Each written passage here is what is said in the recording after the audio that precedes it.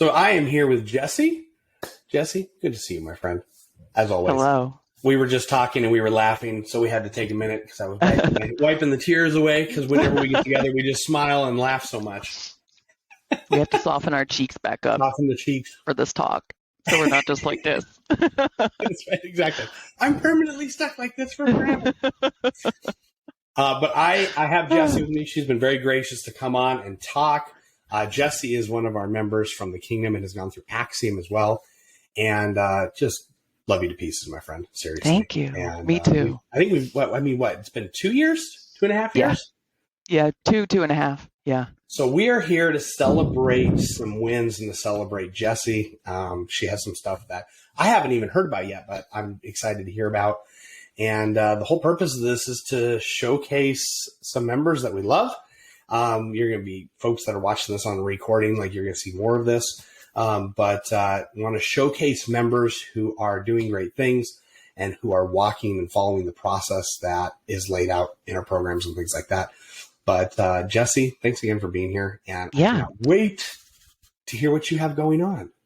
So before we dive into that, Yes. Can you give a brief, maybe just tell a little brief, like how you got into real estate and like what you were doing, and then we can transition to what you're doing now. Does that sound good? Okay.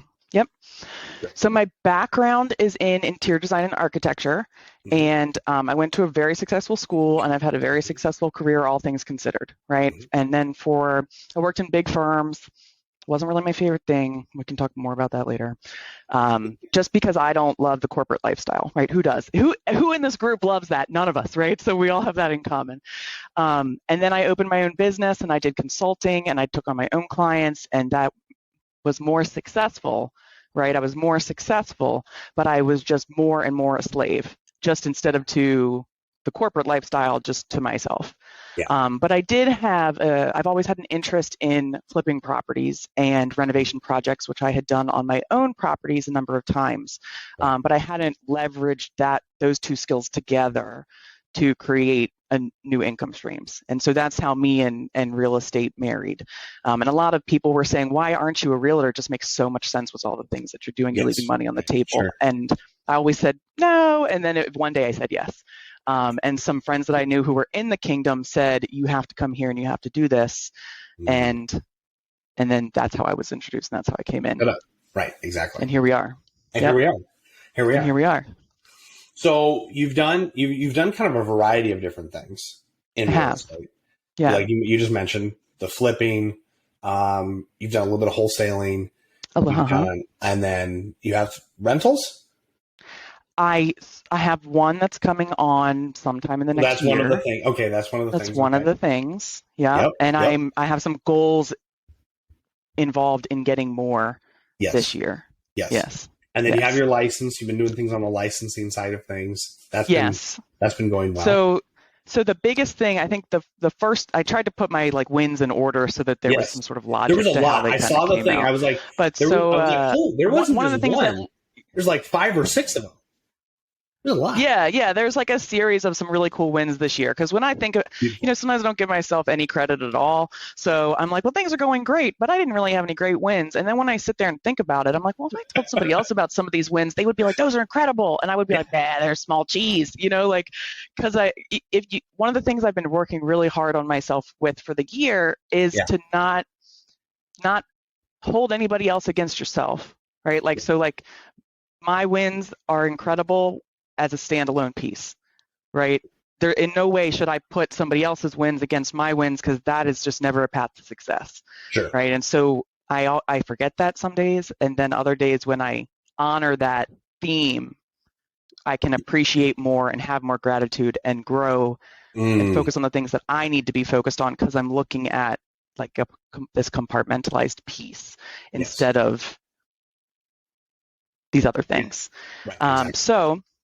So let's start with the first one. What's the first one you got? Okay, so I got my real estate license, which doesn't seem like a big deal. But and how long ago did you get your license? I just had my 1-year anniversary on 8/1. So now I'm 14 months in, right? Congratulations. And so one of the things that you and I always used to talk about with me breaking away from my design clients was Yes. that I was a slave to my computer Yes. constantly. I was making really good money, what I considered to be really good money, but I was just a slave, and it was like Yes. stressing me out to the max, right? And I it was an remember that. exchange of time for money every hour. I remember that. And if I wanted to make more, I literally had to sit here more. And it just feels like a little prison, even though I like the work, but it just wasn't right, right? So the real estate license has been incredible because even though I work in my business still, I make exponentially more money on a fraction of the amount of time that I used to work.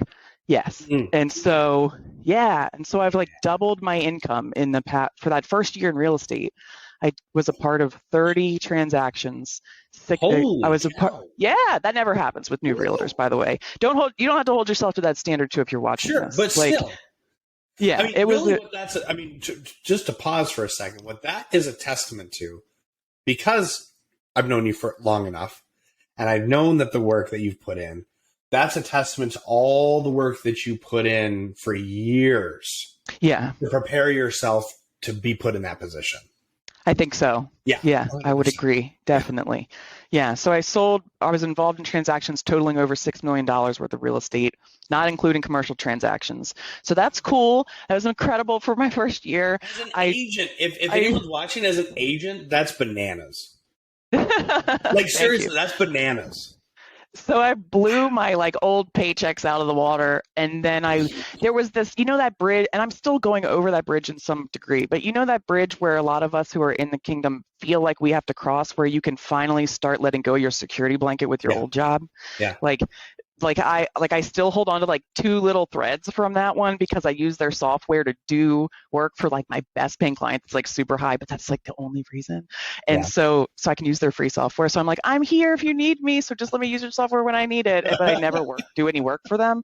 So technically I haven't let go of the fine threads yet, but I haven't done design work in like months, and it feels incredible. And like, it's just great. Like I'm at that point where the less time I spend doing design work, the more money I can make, because I was robbing my ability to commit to this other side, right? Like that, that, but when you get to the moment that becomes like truly very real, and you start making that shift, it gets really uncomfortable for a couple months because you're like, and then when you get past the rub, you're like, well, now if they called me to do design work, I would just say no. Like somebody called me yesterday, wanted me to do design work on something that was even outside of my skill set, right? Oh, wow. 2 years ago, I would have said yes. And then figured it out. I'd have figured it out, and I'd have billed 10% as much as I should have for the task because I had to learn 90% of it, right? Exactly. Yesterday, I said, when he asked me to do it, I said, that's outside of my skill set. You'll have to find somebody else. And yes, I'll send that final invoice when I get a chance. And it was like, it stressed me out when I received, like, it's all learning, right? It's personal growth. Like when I got the email and he asked me for the service that was outside of my skill set, it stressed me out. I was like, oh no, now I have to do this. And then I went, no, I don't. Why should I do this? I'm going to rob my business. I'm going to rob my family of my time. I'm going to rob myself of the value of my time on what I could really bill. I'm not going to do as good of a job as somebody else could do. The answer's no. Yeah. It was so freeing. No. I was like, this is great, right? Okay. So moving on right here, like that's like that. If you all do nothing else other than what she just said, like we will be sitting on the beaches of the world together. Like,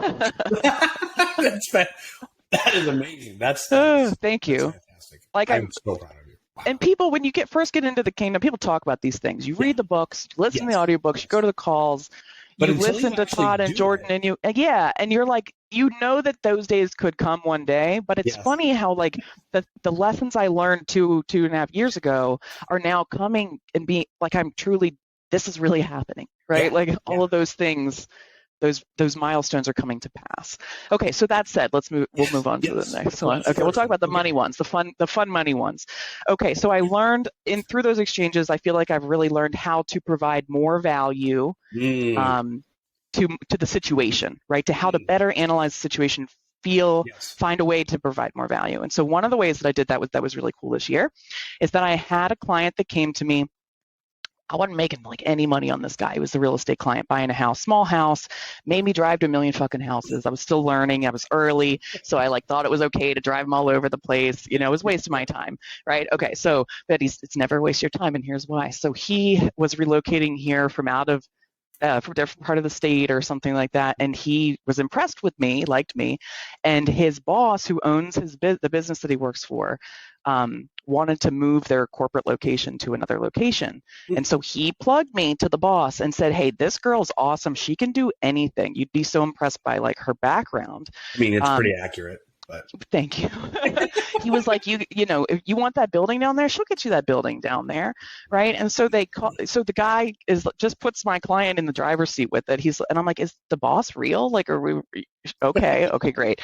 Long story short, I was the agent in the middle of negotiating a deal between his boss, who wanted to lease it for the next 6 years, the tenant who wanted to get out of his lease for the final year of it but wasn't out, and then the owner of the building who can't stand the old tenant and was super excited to hear that he wanted to go, and the new tenant who was really reliable coming in, right? So I actually represented all three of these people, and it was the first time I had negotiated technically on market, not wholesale related commercial deal while I was underneath of a brokerage.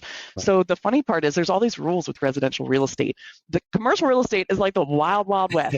No freaking rules, right? And so that's like, I start calling other agents. I ask the brokerage and they're like, well, you know, it's kind of this, kind of that. It's kind of loosey-goosey. It's whatever you negotiate. And I call this other agent. I'm like, hey, you're EXP commercial, right? And he was like, I mean, yeah. And I'm like, so tell me about the commissions. Like, what is the standard? And he's like, what they said, it's whatever you negotiate. And I was like, come again? Like, because I can negotiate. Like, I'm a good negotiator. So long story short, just on the deal, yes, to remove the first tenant, to bring in the next tenant, drafting the contracts, going over there. You know, I mean, I went to the site multiple times, I documented things. Typical amazing service, right? Yes. Delivered typical amazing service, made 3 parties very happy, made $41,000 in commission. Incredible, right? Incredible, right? And so that never happens. Now I have to pay my brokerage and whatnot, but when I called another agent and talked to it about it, they're like, oh yeah, I probably would have negotiated, you know, I probably would have said they needed to pay me 2%. And she was like, how much did you charge? And I was like, well, I negotiated 6% with this one and 1% of this one. And this guy over here paid me 3.5, but if he renews his contract, he's going to be paying 4 every time he renews his contract. And so they were like, that's insane. And I was like, they all were happy. And I got the best letter of recommendation that I've ever gotten in my entire life from the guy who owns the building. And he was like, they say the mark, this is what he wrote. He said, they say the mark of a good negotiator is when everybody walks away a little bit mad. He said, but what do you call it when everybody walks away a little bit overjoyed?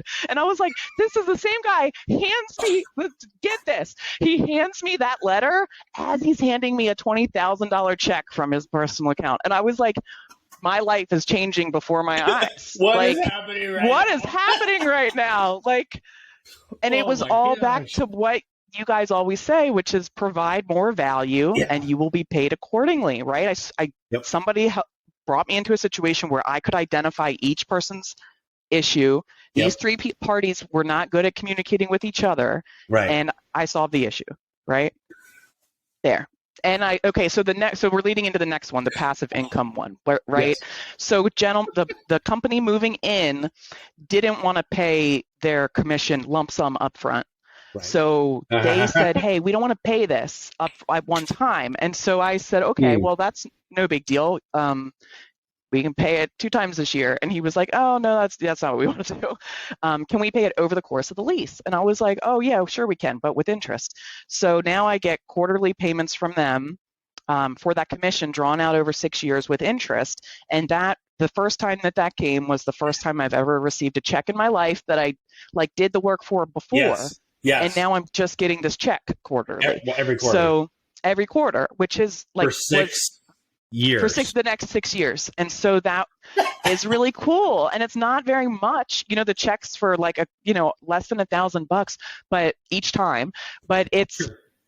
I'm not doing something to create that check, right? So that it just comes and it's going to keep coming. And so I was like, okay, this is what we're talking about. Like, I got to make this happen. Todd turning his assignment fees into notes now. I get it. That's basically the same concept of what you just did. Yeah, I get it. Like, it was like, oh, okay, this is nice. Like, yeah, like this is nice. And I think one of my ultimate themes is like always trying to like cut down on stress, right? So I was like, now how many times do I have to do this, or how many different creative ways can I do this to get to the point where if I get more clients, or if I want to go to the beach, or if I want to like Netflix and chill for an entire month, I literally could, and I don't have, I'm still going to make the same amount of money, right? And I was like, okay, that's the new goal. So the second passive income thing that happened haphazardly, but only, it's funny how it starts to happen, right? So somebody from when I joined EXP, yes, I love EXP, by the way. Wonderful for young people that have the knowledge that we all have to come on board. Great brokerage, right? Nice. Somebody else inside the kingdom that I was close with wanted to join, and the way that their business structure works, people like put in their file when they join who the person was that's their sponsor. Sure. And then part of the money that you give your broker every month on every deal, they cut their piece off. Yes. They give a little bit of that to the person that brought you in as a thanks. Right. So it doesn't steal money from your sponsee. They're paying it to the brokerage anyway. Broker thanks you by sending part to you, sure. Right? So the gentleman who joined underneath me, who's amazing, he's like me, very driven and very motivated, takes all his wholesale skills, applies them to the real estate side. Now I'm getting a check for his successes every month as well. And so last month I get a notice from EXP in my account, and it says, stock award and whatever the other thing is called. And I was like, what's this check that they're sending me? And I opened it, and it was like I got it like the month before, and it was for like $100. And I was like, I don't know what that's for, but okay, I'll take it. $100, sure. Right? We'll go to dinner. Yeah, okay. I don't even know what that is. And then I went to this month, and it was just under $500. And I was like, okay, yeah, all right, And then I figured out what it was for. Yeah, and I was like, okay, like I'm not saying that my goal is to keep getting under people underneath of me. Sure. But I was like, this is consecrating the. That was the wrong choice of words. I don't think that word means what you think it means. I know what you mean, though. You know what I mean? She's like, oh no, the muscles are tightening up again. Anyway, so that's now that guy I know is going to continue to be. I would name drop, but I don't know if he wants me to. I know what you're talking about.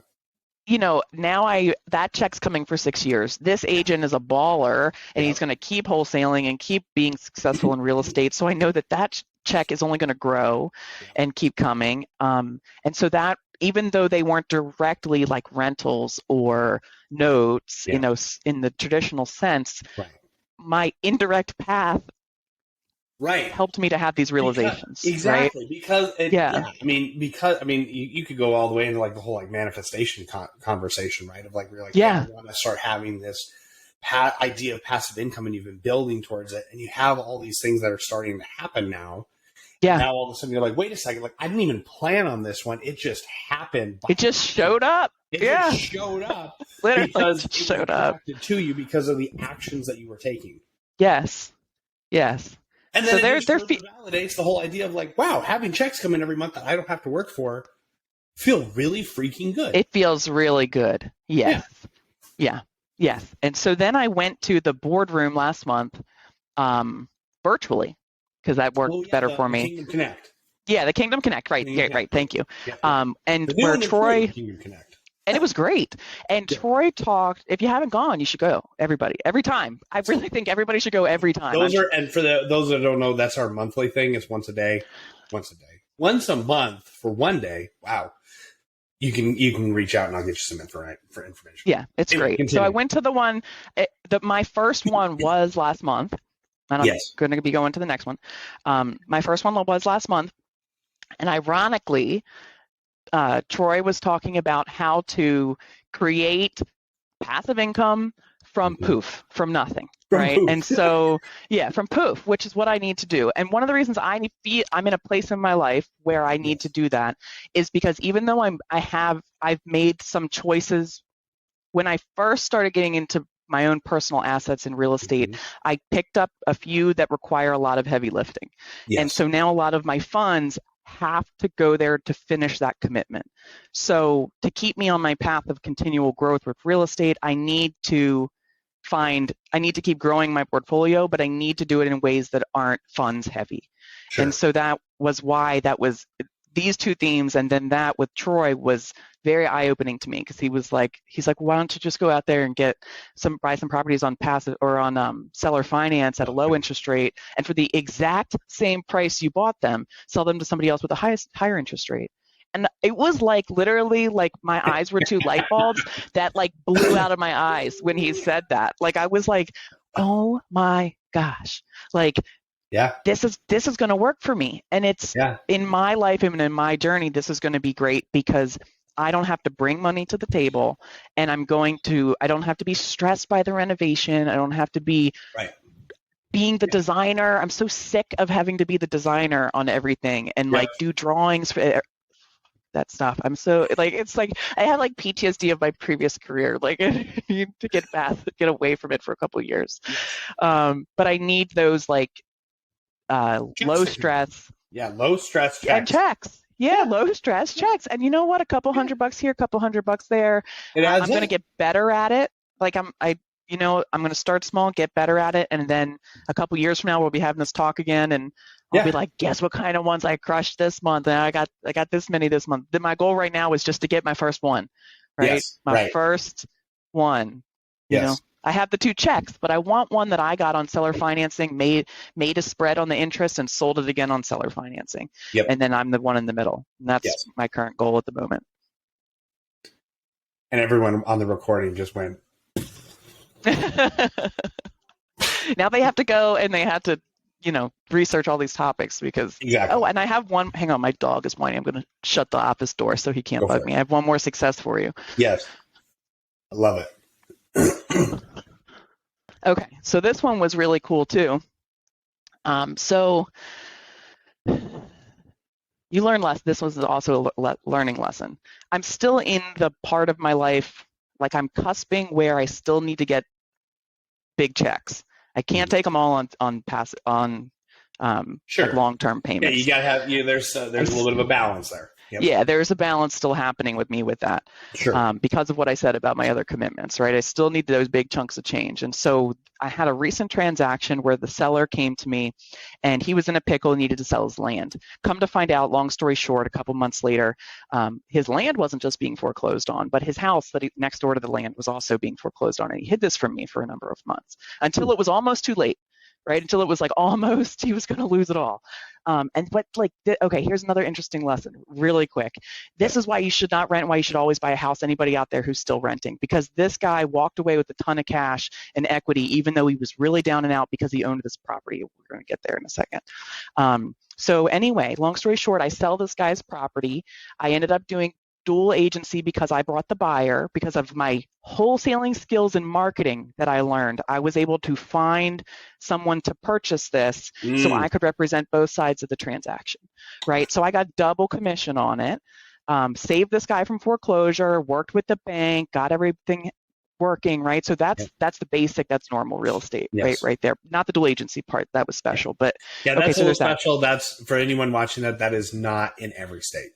You can't always do that. There's legalities surrounding it, and I'm happy to talk to somebody about that if they want to talk about the legalities. But the thing that was special about it is when he told me he was about to go and like lose the house to foreclosure, and the auction date was coming in 6 weeks, and like he thought that everything was about to end. He also said, Jessie, I've got some bad news. If we're going to sell that house, I can't have it inspected because the power's not on, and I've been living in here eating dried canned food. You can't come in because I'm embarrassed. There's water. I don't have any water because they turned off the water, so there's just the water's filled up in the tub, and my phone's going to get cut off tomorrow, and then we can't talk anymore. So I don't know what we're going to do, right? Like, how are you going to sell this house? And I was like, I can't sell this house without certain things happening. So in my position as his realtor, I then took myself out of that situation and I wrote a private money lending contract with him where I paid all of the back bills. and I knew who the number one lien holder position was because I was in contact with them. So I knew that my investment was secure, right? Yes. And so anyway, I lent him $4,000 and lend it to him. I made him give me all the passwords and all the people. I made the payments. I provided the receipts. I paid $4,100 worth of bills on his behalf with the promise to be repaid double at closing 30 days later. And I got paid. I doubled my money in 30 days by prepaying his bills because of his foreclosure situation. And then at closing, I got a check outside of the double commission. Right. I got a personal check for $8,200 which was the $4,100 back and then $4,100 in profit.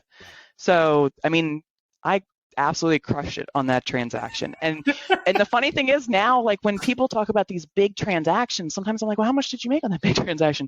And and they'll tell me, and I'll be like, man, I made more selling a house at $140,000. Yeah. You know, because you were willing to be creative and you learned how to provide value. That's right. To someone who needed it, and you're like, this is how I can provide the best value to get the deal across the finish line and make it a win for everybody involved. That's right. And I was 100% honest about it. Like when I stood on that guy's porch with honest, him, ethical, everything. And when we stood there with that contract and he said, why is it double? Like, why do you want double? That seems kind of high. And I said, honestly, this is truly risky for me. I know, I said, I do know who the first position lien holder is, but I can't guarantee that when the title work tries to go through on this, you're not going to have all these folks back there that I don't know about, right? Exactly. I'm not an expert. And I said, I have to pay my own taxes on the profit. And I'm not truly in the position where it makes me very comfortable to shell out $4,100. Like, sure, I just was in a lucky period. Not on a deal like that. Not on a deal like that. Because one, right? It is not typical at all. Right. Like that is not normal. And two, it's very risky. It's very risky. And that's what I said. I said, I have a super high level of risk with this right now. I said, you could do all kinds of things like to kind of make this deal go sideways where we don't close, or something could happen with the contract, we don't close. And I said, that's why. And I said, do you have other options? And he said, I don't have any other options.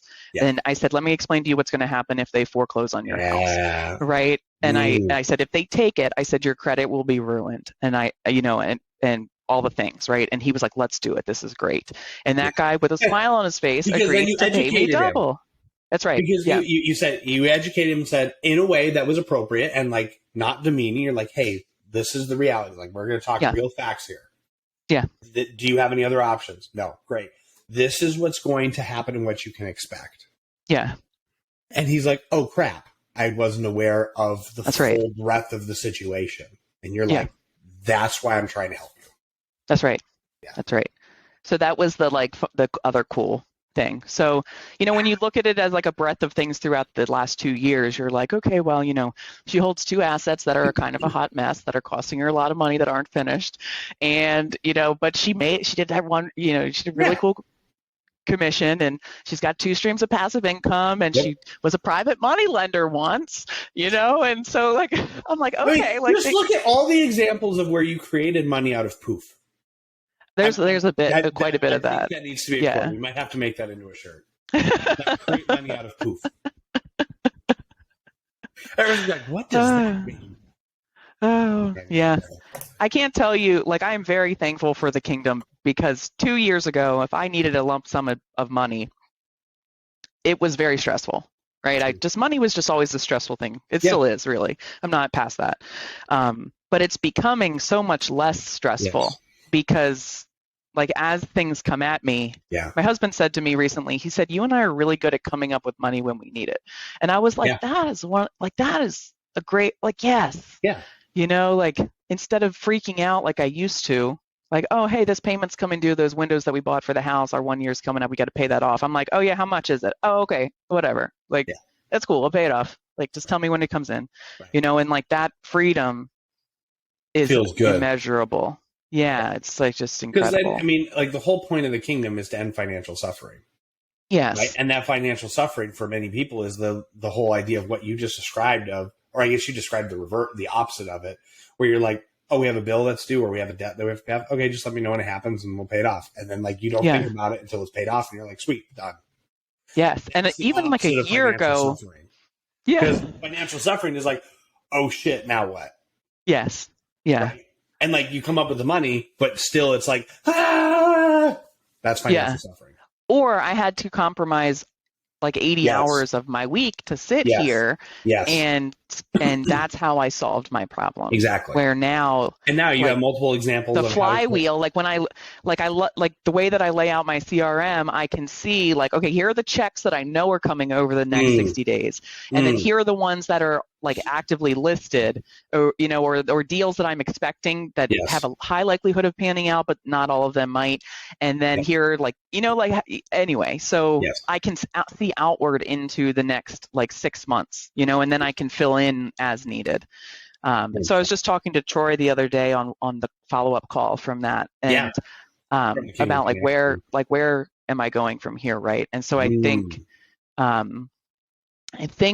like the biggest thing that I have realized in the past, like even though real estate is great, I love it. It's been a stepping stone for me.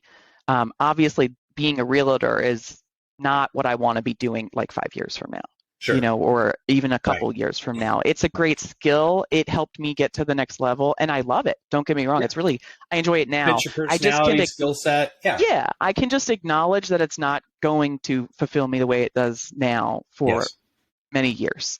Right. You know, in a couple of years, I won't be wanting to do this. And so now is the most important time for me to start building those checks and start building those assets so that as I start to push out of this cocoon and say, okay, this is just not really it anymore, just like running my own business for 6 years, like, and that became not it, you know, with the design. As I want to make that change, I have the complete freedom to make that change, you know, in my life. And some other folks might have this, you know, whether it was dating relationships or marriages or bosses or parents, or because you have other commitments with your kids, up until recently, up until like the last 6 months, I have always been in a position where I felt that at least one other person's opinion needed to be weighed as equally as mine. And I'm not saying that in a marriage that you don't do that. You do that, but for the first time in my entire life, because I'm able to create such prosperity from nothing, I finally can truly honor my own wants instead of putting it on a scale and making mine not as weighted as they should be. And so now I feel like I'm like, even my best friend said to me recently, she's like, you speak up so much more for who you are in a way that you haven't in the past years.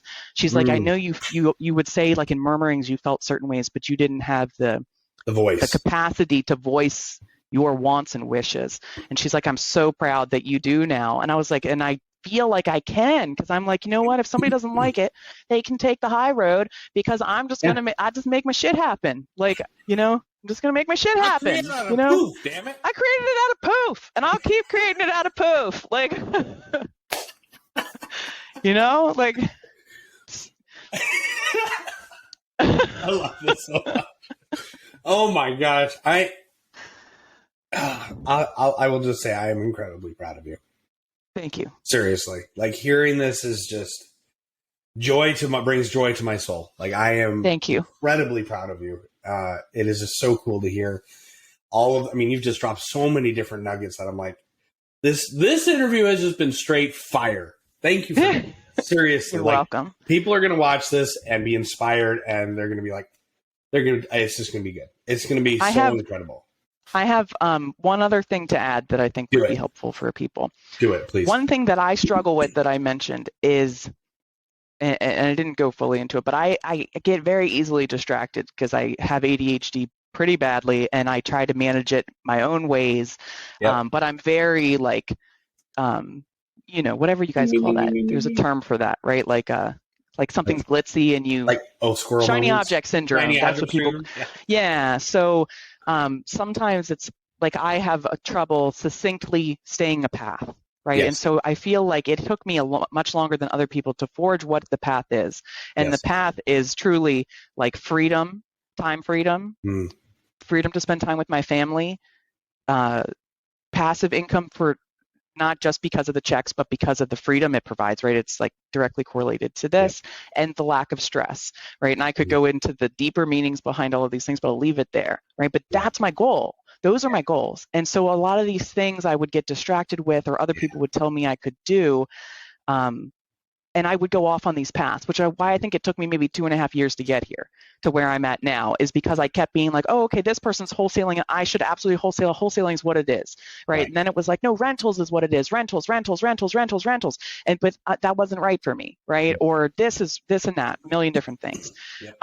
And long story short, the same folks who had brought me into the kingdom, after they did real estate and they stepped out to something else, and for the past year they really wanted me to come do that thing, right? And they were like, it's so much, you're going to make so much more money, and you're going to do this and you're going to do that, and it's going to be so much better. And I kept starting and I kept coming back to what I was doing, and I kept like starting again because I felt pressured, because somebody I cared about, it was working for them, and it does work for them. That's the thing, and that's the point I wanted to get to, is that it's awesome for them. They love their lifestyle and they love what they're doing, but what they're doing, even though they're very successful and they're very happy and they're making money, however they do that doesn't have to be the way that you do that. You do it. You don't have to do it at the speed that other people do it. You don't have to go as slow as other people do it. You don't have to.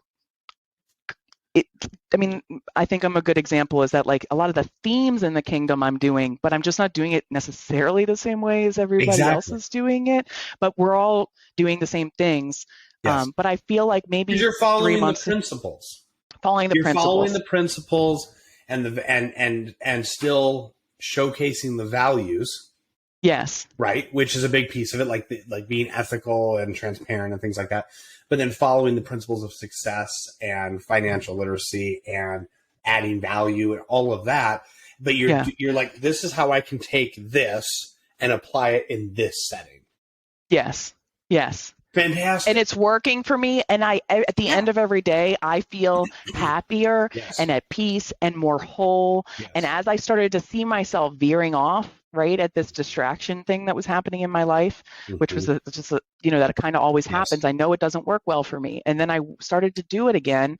And I finally told him, I was like, look, it's like, it's nothing against what you're doing. Fucking being a rock star. Good job. It's just like, that's just not what this is me right now. This is me. This is where I'm going. Goes back to what we were talking about before we got on the recording, and you were talking about your ability to say no to a client. Actually, you did address it on this recording as well, of like your ability to say no, and you're like, wow, like I didn't know that that's how this would feel. Yeah. Like now I can go really be even better. Because now you're operating, to your best friend's point, you're operating in who you are. That's right. Again, just if this was a microphone, just tons of mic drops. Oh Thank you. Thank you for sharing that, because thank you. Is seriously something that people struggle with. It's really real. Like it's real. It's really like the next level of keeping up with the Joneses. Yeah, you know what I mean. That's a great way to describe it. Yeah. It's like keeping up with the Joneses. I'm like, I have to mow my lawn in a better pattern. Then it's just that times 100. Right. That's right. When I finally started breaking free from that, like all of these things, it feels really good. Yeah. And it's a process, to your point, and everyone goes through that process differently and at a different time. It's like you were saying, like, I did this slower. You didn't do it slower. You just had to go through a different process, or you had to go through that process in your own way to get to where you're at now, to become the person you are now. So you're ready for making things out of poof, making money out of poof. That's right. I'm going to continue Hashtag poof. Hashtag poof. Yes. You heard it here first, folks. It's a new trend. I'm gonna trend it. I love it. We'll get some t-shirts. We will get t-shirts. I'm totally giving this to Taylor. I'm going to talk to her. But I'm going to let you go. You have been incredible, and you've spent. I just so appreciate your time, and so appreciate you sharing these wins. As I've mentioned before, like I'm a little bit out of loss of words because I'm a little bit flooded emotionally right now for you. I'm just incredibly proud. Seriously, thank you. Like, it is. Thanks for everything. It feels so good hearing all this and to see your joy and to see where you're at in your life and your business. It's just incredible. So I'm proud of you, Jessie. Thank you. Seriously. Thank you. Absolutely. So I'm going to hit end now and hang tight for a second. Okay. Okay. Okay. Sounds good. Thanks, guys.